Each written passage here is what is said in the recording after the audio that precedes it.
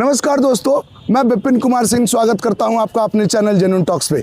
इस वक्त मेरी मौजूदगी पटना के गांधी मैदान में है और माहौल है इस बांकेपुर विधानसभा चुनाव का, ये पूरा माहौल है। ऐसे में मैं इस बांकेपुर विधानसभा चुनाव से रिलेटेड मामले को कवर करने आया था, चूँकि मैंने देखा कि बीजेपी का पूरा इस इलाके में हर जगह बीजेपी का झंडा लगा हुआ है। लेकिन यहाँ पे इन लोगों से बातचीत करने के दरमियान मुझे पता लगा कि ये अंकल जी राजस्थान से आए हैं और साथ में ये अंकल जी भी राजस्थान से आए हैं। मैं आपको बता दूं कि ये राजस्थान से तो हैं, बिलोंग करते हैं, लेकिन ये वर्तमान समय में नेपाल के काठमांडू से पशुपतिनाथ के दर्शन करके आ रहे हैं। ऐसे में इन्होंने ये अपनी इच्छा जाहिर की, इन्होंने अपनी ये इच्छा जाहिर की कि इन्हें मुझसे बात करना है, वीडियो में अपनी मौजूदगी दर्ज करवानी है। तो चूंकि ये राजस्थान से हैं, मैं इनसे जानना चाहूँगा कि राजस्थान की ये जो वर्तमान सरकार है कैसी काम कर रही है, क्या कुछ चल रहा है भजन लाल शर्मा जी के सरकार में। नमस्कार अंकल जी, स्वागत है आपका हमारे चैनल में। देखिए, राजस्थान की सरकार वैसे तो चुनिंदा सरकार नहीं है, वो एक पर्ची सरकार है। भजन लाल के नाम पे कोई वोट नहीं मिले थे, वोट मिले थे पूर्व मुख्यमंत्री वसुंधरा राजे के नाम से, वसुंधरा राज के नाम से। ठीक है, तो पर्ची निकाल दिया, मोदी जी का राज है, मोदी जी कुछ भी कर सकते हैं। अच्छा, तो पर्ची निकाल दिया। अब भजन लाल की सरकार में बस कागजों पे विकास दिख रहा है, जमीन और धरातल पे कोई काम है नहीं। पंचायत राज और निकाय के चुनाव 2 साल से टालती आ रही है भजन लाल की सरकार, क्योंकि पंचायत राज और नगर निकाय में मुझे लगता है उन्हें मुंह की खानी पड़ेगी, क्योंकि लोकसभा चुनाव जैसे ही हुआ था तो 2 बार 25 क्लीन स्वीप किया था मोदी ने, 0-25, और फिर उसके बाद में चुनाव आए लोकसभा के, तो राजस्थान की 11 सीटें अपोजिट पार्टी कांग्रेस का गठबंधन जीत गया और भाजपा को मात्र 14 सीटों पे समेट दिया। और इसका यही कारण था, 2-4 सीटें नैरो मार्जिन से कांग्रेस को हरा दिया गया जबरदस्ती। एक सीट 1400 जयपुर ग्रामीण की हार गए हम, थोड़े नैरो मार्जिन 1400 वोट से, बेईमानी से, बैलेट पेपर से हरा दिया गया।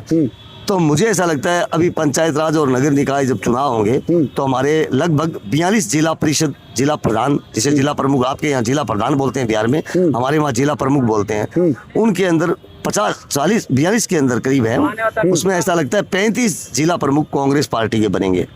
अधिकांश पंचायत प्रधान वो कांग्रेस के बनेंगे और नगर निकायों में बीजेपी का थोड़ा दबदबा रहता है, लेकिन कांग्रेस इस बार बेटर करेगी, बहुत अच्छा करेगी। और हमारे मुख्यमंत्री जो रहे हैं श्री अशोक जी गहलोत, उनकी जल कल्याणकारी योजनाएं लोगों को आज भी याद आती हैं, जैसे 100 यूनिट बिजली फ्री, 25 लाख का इलाज फ्री, किसी भी तरह का इलाज हो, कहीं भी करवाना हो आपको, भामाशाह के तहत उसमें खोला हुआ है, जनाधार उसका दिया था नाम। वो सारी योजनाएं कांग्रेस की थी, उसने भजन लाल सरकार ने मट्टी में मिला दिया, कुछ है नहीं। 100 यूनिट बिजली का है खाका, वो बेकार कर रखा है एकदम। उसको कहते हैं कि आप वो लगाओ, सोलर प्लांट लगाओ तो देंगे, नहीं देंगे, जबकि अशोक गहलोत ने निरंतर वो जारी रखा था। हम चाहते हैं एक बार पुनः अशोक गहलोत की तरह ही कोई मुख्यमंत्री बने कांग्रेस का, तो लोगों को आराम मिले। आपने जिक्र किया अंकल जी कि पिछले 2 सालों से ये चुनाव नहीं हुआ, 2 सालों से बताया ना आपने, 2 साल से पंचायत राज और नगर निकाय का चुनाव रोक रखा है। मेरे ख्याल में ये बीजेपी की सरकार 2 साल ही हुई आने में, तो ऐसे 3 साल के करीब होने को आ गए, 3 साल के होने को करीब आ गए। तो ये मैं ये जानना चाह रहा हूँ कि बीजेपी सरकार आने से पहले वहाँ पे कांग्रेस की सरकार थी, तो ऐसे में क्या ये डेट कांग्रेस के सरकार के समय ही आ गई थी, तब से पेंडिंग है या बीजेपी? कांग्रेस के सरकार में चुनाव निरंतर जारी रहते, चाहे चुनाव थे वो जारी रहे थे। ये तो बीजेपी की सरकार के आने पर कार्यकाल खत्म हुआ है उनका। अच्छा, बीजेपी के सरकार के आने के बाद ये नगर निकाय चुनाव का और पंचायती चुनाव का कार्यकाल खत्म हुआ है, ऐसे में समय से चुनाव नहीं कराया गया, ऐसा आरोप लगा रहे हैं। ऐसा आरोप लगाता है कि ओबीसी का वर्गीकरण करेंगे, ओबीसी की जनगणना नहीं हुई है, ओबीसी का करेंगे, ओबीसी। अब हाई कोर्ट की फटकार लगाने के बाद में उसने कहा है कि इस नवंबर तक को हम चुनाव करवा देंगे। ऐसे में अंकल जी कहीं एक पिछले महीने की बात है, पिछले 1.5-2 महीने की बात है, पहले एक खबर निकल के आई, रेशु गुप्ता का वो मामला था, आपने सुना होगा कि जगनपुरा के इलाके में एक रेशु गुप्ता नाम की लड़की अपनी दिन दुनिया चलाने के उद्देश्य से मोमोज का ठेला लगाया करती थी। ऐसे में बताया गया कि मुख्यमंत्री का काफिला वहां से गुजरने वाला था और पुलिस प्रशासन को ये निर्देश दिए गए थे कि रास्ते को खाली करवाया जाए। ऐसे में उसी रास्ते पे रेशु गुप्ता की ठेला लगाया करती थी, तो उन्हें भी वहाँ से खाली करने के वो निर्देश दिए गए, लेकिन उन्होंने रिक्वेस्ट किया, रेशु गुप्ता ने ये रिक्वेस्ट किया कि पुलिस प्रशासन से कि स्टीमर में अभी पानी उबल रहा है, बिल्कुल। थोड़ा सा समय दे दीजिए।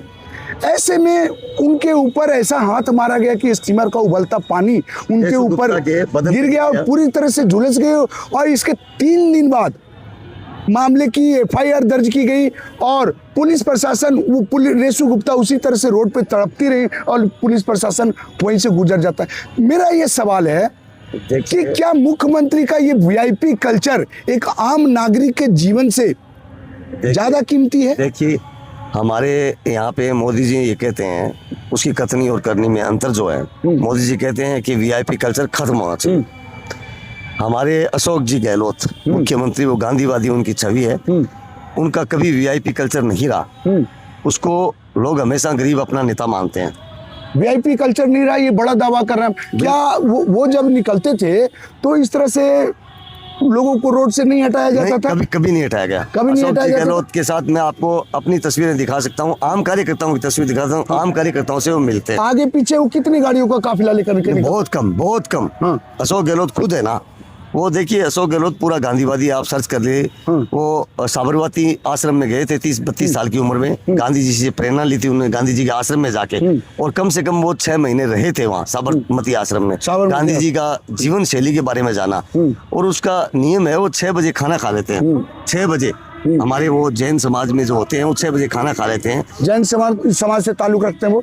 नहीं, वो नहीं रखते, वो माली समाज से ताल्लुक रखते हैं। जैसे आपके यहाँ कुशवा बोलते हैं, वो माली समाज से ताल्लुक रखते हैं। और उनके पिताजी एक जादूगर थे, साधारण घर से उठा हुआ व्यक्ति, छोटी सी उम्र के अंदर 25 साल की उम्र में वो देखिए एनएसयू का प्रेसिडेंट बन गया प्रदेश का। 27 साल के अंदर वो, 28 साल के अंदर वो राजस्थान के गृह मंत्री बन गए, बिना चुनाव लड़े, बिना चुनाव जीते। और श्रीमती इंदिरा गांधी ने उनको पहला चुनाव लड़ाया था 77 में।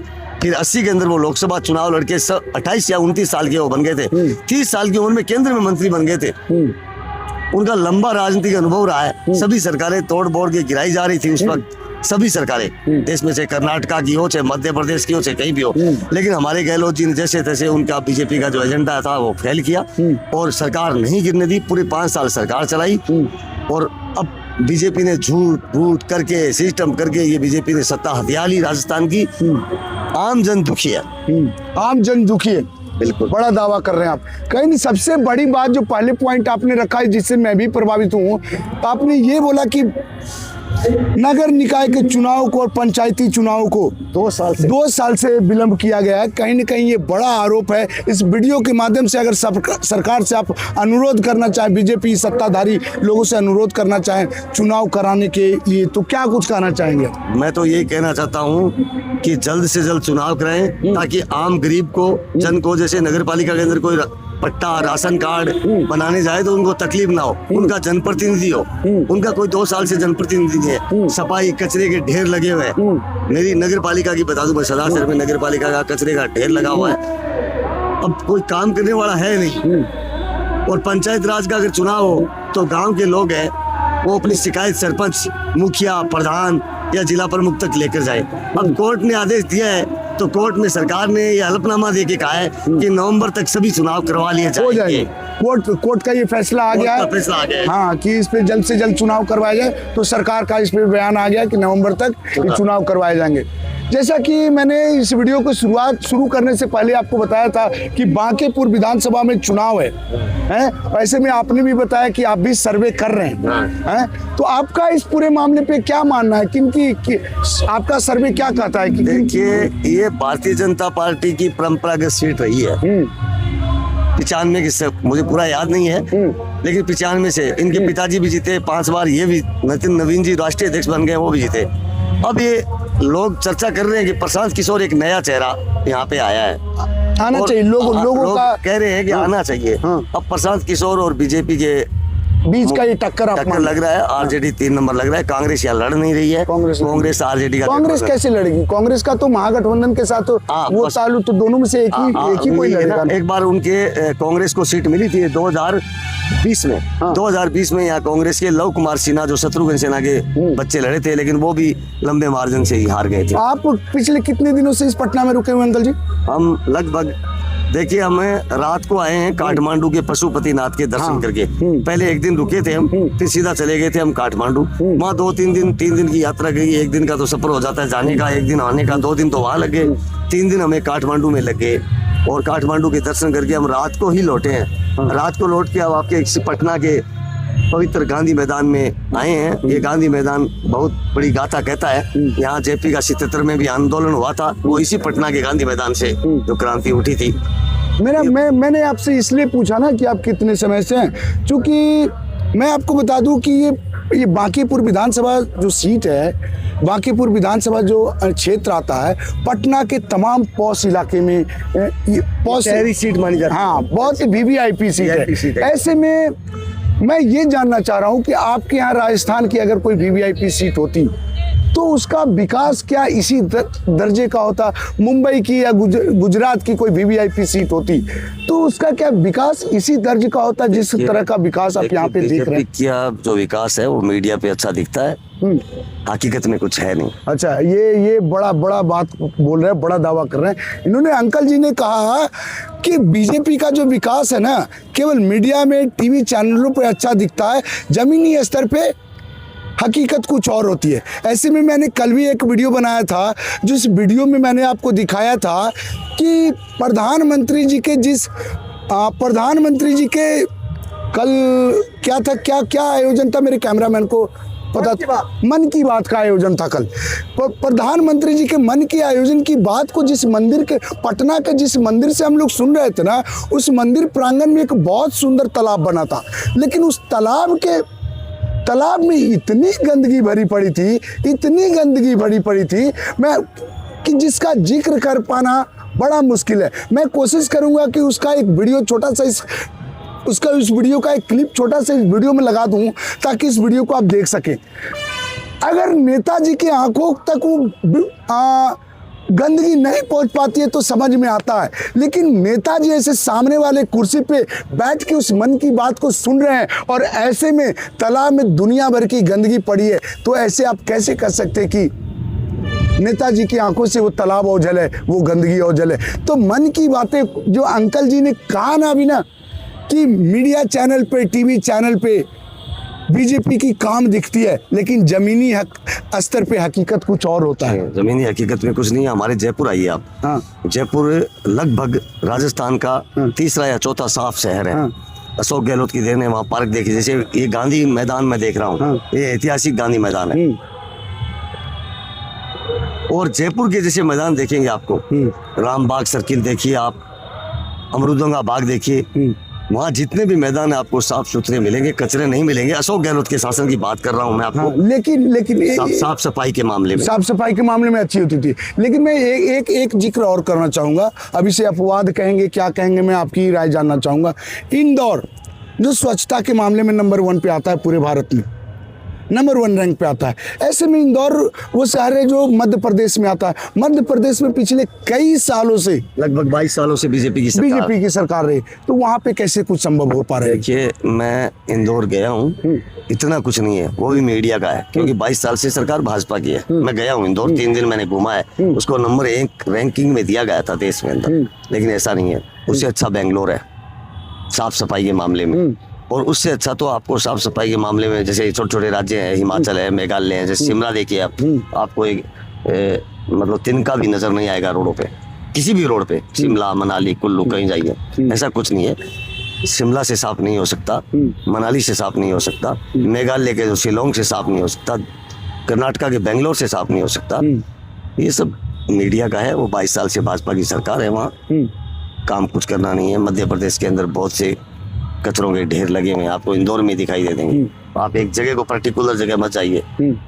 बाकी देखिए काठमांडू जैसे शहर है नेपाल, तो एक इलाका है, हम गए थे, वो इतना साफ है जैसे आप इंग्लैंड की, लंदन की सड़कों पे गुजर रहे हो, लेकिन उनके पास बगल वाला इलाका है वो बहुत ही गंदा पड़ा है। ऐसा कुछ नहीं है, कागजों में ज्यादा होता है, जमीनी हकीकत में कुछ नहीं होता।